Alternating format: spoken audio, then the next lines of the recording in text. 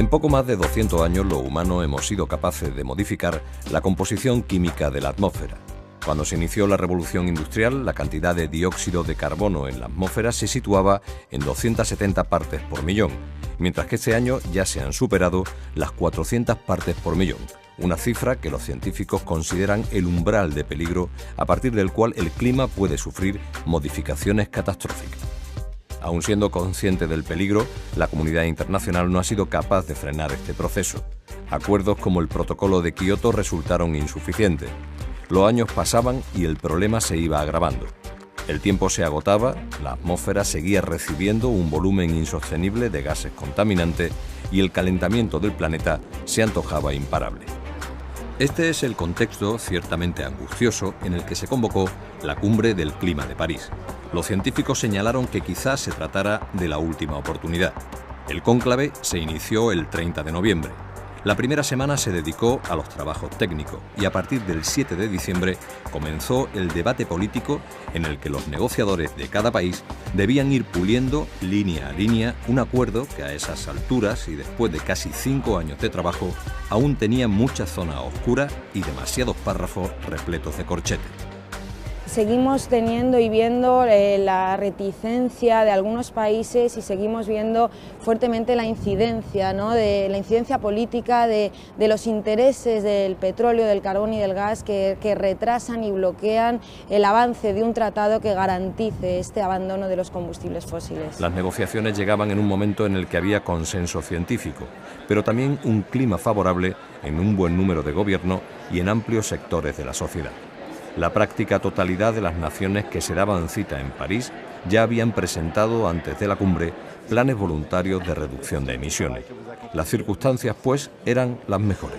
Y yo creo que consecuencia de esto ha sido pues eso, el despertar de la gente, ¿no? De la sociedad que está reclamando precisamente unas políticas energéticas y climáticas que garanticen una transformación de ese modelo energético y que aquí en la Cumbre de París estamos viendo también indicios y resultados y cosas muy importantes de países y empresas que reclaman este Los cambio de científicos modelo ya habían energético. advertido que la temperatura media del planeta no debía incrementarse más allá de 2 grados a finales del siglo XXI, aunque lo ideal sería no sumar más de 1,5 grados.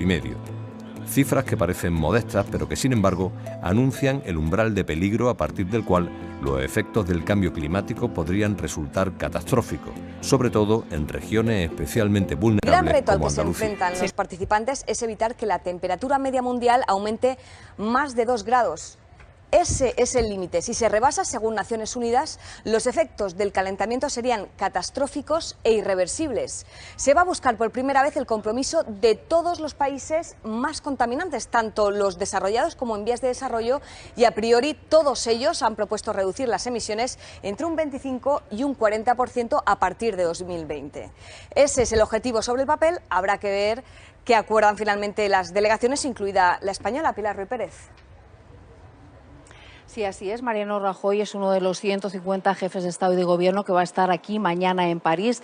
El presidente de Gobierno defiende el compromiso de España y en bloque el de la Unión Europea de reducir un 40% las emisiones de CO2 para el 2030. Además, Mariano Rajoy aquí también va a presentar la aportación española al llamado Fondo Verde del Clima para ayudar a los países más vulnerables. París pretende ser un paso decisivo para sustituir el protocolo de Kioto y llegar a un compromiso mucho más ambicioso y que vincule a muchos más países en la lucha contra el cambio climático. El cambio climático avanza sin freno y sus efectos son cada vez más patentes. Por ello es imprescindible bajar 2 grados la temperatura global. Ese es uno de los objetivos principales de la Cumbre del Clima de París. Acuden representantes de 195 países y más de 40.000 responsables de ONGs y expertos en medio ambiente. Objetivo, frenar una catástrofe que nos afecta a todos. Y tenemos que conseguir que salga un buen acuerdo y que ese buen acuerdo además sea vinculante, que sea de obligado cumplimiento. Perder París pues prácticamente imposibilitaría el poder detener el calentamiento en 2 grados centígrados. Para ello, antes del 11 de diciembre, habrá que convencer a naciones como China, Estados Unidos, India y Rusia para que reduzcan las emisiones de CO2 un 40% antes de 2030. Medidas que también chocan con los intereses de los países productores de petróleo.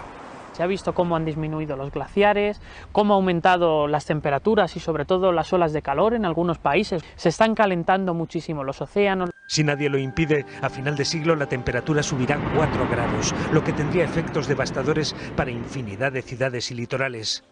Por no hablar de las migraciones y las guerras que podría provocar la escasez de agua. El reto es difícil y el tiempo apremia. París es quizá la voz de los ciudadanos recibe a los delegados. Un coro en multitud de idiomas que nos recuerda que más allá de tecnicismo y filigranas diplomáticas, lo que está en juego es la supervivencia de millones de seres humanos. Si escuchas los mensajes, son voces de una madre con su hijo de 1 año diciendo, por favor hagan lo que puedan porque quiero verle a los ojos a mi hijo y decirle que sí, que su futuro esté seguro. L'accord de París pour le climat est accepté. Finalmente, y después de una tensa prórroga de 24 horas, el sábado 12 de diciembre por la noche se consigue aprobar el acuerdo, en el que prima el consenso sobre los objetivos más ambiciosos, aunque se han salvado 2 de los más sensibles, su carácter vinculante y la puesta en marcha de mecanismos transparentes y fiables para evaluar las emisiones de cada país de acuerdo a sus compromisos. Entre los delegados reina el optimismo. No es el mejor acuerdo, pero es un buen acuerdo y lo han suscrito todos. 195 países más la Unión Europea, un auténtico pacto planetario. El acuerdo mantiene cierta ambición, ciertos objetivos, digamos, potentes, como es el que figuren los 2 grados y un deseo expreso de todos los firmantes de que se avance hacia un límite de 1,5 grados en la temperatura global. Contempla otras cosas como los sistemas de revisión a los que se han estado negando algunos países y que probablemente vaya a permitir avanzar hacia esos objetivos más ambiciosos a medida que pase el tiempo, o el reconocimiento de la compensación a países más desfavorecidos que en el capítulo de pérdidas y daños, por ejemplo. China, India, Brasil y otras potencias emergentes no quieren asumir los gastos de esa transición sin ayuda internacional. Los países más vulnerables y con menos recursos se resisten a un acuerdo de mínimo en donde no esté clara la financiación. La Unión Europea logra reunir a un grupo de más de 70 naciones que reclaman un tratado muy ambicioso. Y Estados Unidos, que se muestra favorable a un pacto planetario, necesita que este no sea estrictamente vinculante para evitar el bloqueo de la mayoría republicana en el Senado. Se requiere, pues, un equilibrio nada fácil. Hay que renunciar a 2 elementos en la búsqueda del consenso. Y hoy lo más importante es que haya un consenso universal y pongamos en marcha definitivamente instrumentos potentes para luchar contra el calentamiento global. El jueves 10 de diciembre las negociaciones están en punto muerto y la diplomacia francesa maniobra con suma prudencia para tratar de buscar ese difícil punto de equilibrio. Las organizaciones no gubernamentales que asisten como observadores comienzan a perder la paciencia y se hacen oír en los pasillos de la cumbre, un recinto blindado en el que, sin embargo, logran introducir las voces de 40.000 personas de todo el mundo. El sábado 12 de diciembre concluyó el trabajo de los diplomáticos. A partir de ese momento el acuerdo está en manos de los gobernantes, que deben trasladar los compromisos aprobados en París a sus correspondientes territorios, dictando normas, aportando recursos y facilitando, en definitiva, esa difícil transición hacia una economía libre de combustibles fósiles. Conseguido el pacto, no se debe perder un minuto, porque en 2020 habrá que someterlo a la primera revisión al alza, algo que se repetirá cada 5 años.